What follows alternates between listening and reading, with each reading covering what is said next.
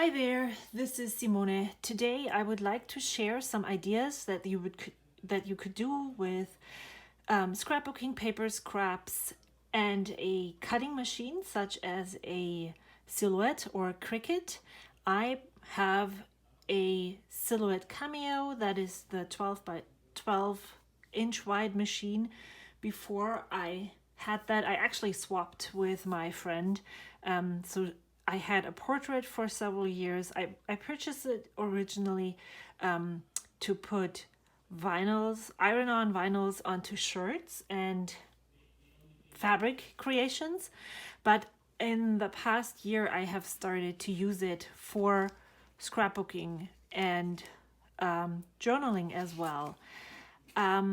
So I would like to show you 3 things that I have been making and putting into Happy Mail, and you could adapt them to give to friends or use yourself, whichever way you want to do it. This uses paper scraps that I have in my scrap bin. I think what the size you need is 3 by 3 squares. For this, I actually used 6 by 6 papers, and for this, I used the dividers that came in a Happy Planner. Because, to be honest, I just couldn't throw these papers away. They were so pretty. Yeah. I knew I was going to use them for something someday, and so I'm really happy that I found a way to use them up. So what I'm using them for is the following. Let me show you. I made this little pack of stuff for my friends, and I went on Google and searched for a free cut file for coin pockets, and that is one. And the same, I just resized it, is this one. It looks like this when your machine cuts it out, and then I used a scoring tool to score it. Then you can add glue right here, fold this one up, and then you have that envelope that we all know, just in a smaller size. The cut file that I found actually also included the circles that you can cut so that you can add ribbon, but I didn't want that, so I did not cut it out as well. But this is what the pocket looks like, and in the pocket I just included some random stuff that I had in my stash. I have been collecting things, books, magazines, and all that in a box, and I'll just show you what I used. And I'm not suggesting that you should hoard things, but I really enjoy adding texture to my notebook with thin papers. I also really love stamping on these. And so I thought maybe my friends would enjoy them too. So what I added was, this I purchased at the library bookstore. So I just ripped apart one of the pages from this book. My kids received one of these coloring and activity books from their bus driver several years ago, and I wanted to keep these things to include into junk journals, and so I just tore a page out and included it in here. And this is what this looks like, and you could add this to a journal as a layering piece.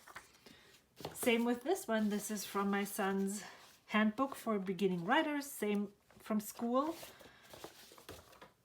And then what else did I include? I included paper from when my middle son, who is now in 8th grade, was in elementary school. In 1st grade, they needed to use this kind of paper to learn cursive. They learn, this is the way 1st grade lines in a notebook look like in Germany. And so I just cut it apart, or ripped it apart actually, again for them to start a layering piece. Then I had some scrapbooking paper, the thinner style, to rip apart again as layering piece. And I thought Well, yes, of course, this you can just put into the trash and throw it away, but it could also be a treasure to somebody else. And to me, it definitely is a treasure, and so I just included it into this pocket. I am collecting stamps, but I don't collect stamps like this. I got a huge package of stamps about 20 years ago. I never knew what to use them for, and I thought, well, maybe in a journal they would look awesome. And then I had printed these in the beginning of quarantine. I had like 20 of them, so I just cut one apart and added it in here. And then I also included these two things. So this is an embroidery floss card. Again, it's a free cut file that I found on the internet. I need to Google again and add the links to these files in the description box below, but I just resized it to make a washi card for a washi sample out of it. And then I just rolled off some washi tape and put it on there. And so I still have lots of them to share with friends, but for now, and I can include one of those in each letter that I send. And then this one was inspired by, I think I say the name correctly, I think it's Liz Lane. I will again link her in the description box below. She is on Instagram and she shared something like that.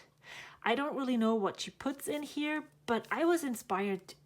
That's why I actually made those envelopes, to make little envelopes from scraps myself. I used a typewriter to write this label, then I scanned it in and printed it as often as I needed it to close those envelopes. And then inside the envelope I typed quotes that I found on Instagram that I saved to my Instagram favorites. What are those? Saved bookmarks that are encouraging. I don't want them to be... Sometimes it's really hard to recognize when something is toxic positivity, but I think that sometimes it can really help to hear that, here I forgot an O, I need to add that in there. Sometimes the bravest and most important thing you can do is just show up. So I cut these out and stuck them in there, and then I closed them up and said open when you most need it. And then whenever you feel low, you can open this up and read what is inside. So I made this from scratch. It was such an enjoyable thing to do. It felt great to use what I have in my stash, and I just wanted to share and inspire.